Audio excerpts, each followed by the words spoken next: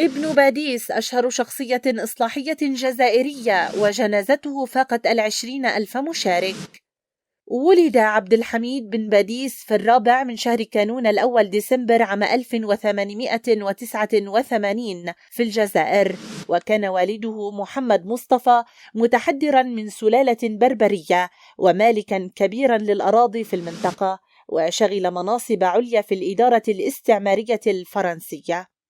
درس عبد الحميد بن باديس القرآن الكريم في سن 3، وتلقى تعليمه المبكر على يد الشيخ حمدان الونيسي، ثم انتقل إلى تونس العاصمة لإكمال تعليمه في مسجد الزيتونة والجامعة الإسلامية، وبعدها عاد إلى الجزائر وبدأ التدريس في الجامع الكبير، لكنه تعرض للمضايقات من معارضي حركة الإصلاح الإسلامي، مما دفعه لمغادرة الجزائر.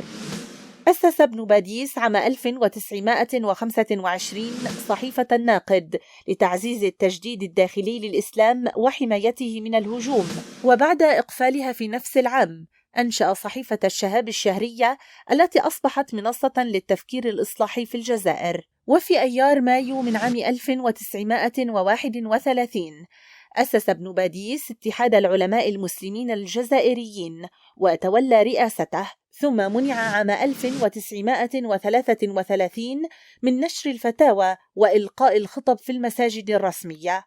وقد أسس ابن باديس أيضا شبكة من المراكز الثقافية في الجزائر ومجموعات شبابية إسلامية، كما قاد حملة ضد الصوفيين متهما إياهم بإدخال ابتكارات غير مقبولة على الممارسات الدينية، ولعب دورا مهما في تشكيل المؤتمر الإسلامي الجزائري عام 1936.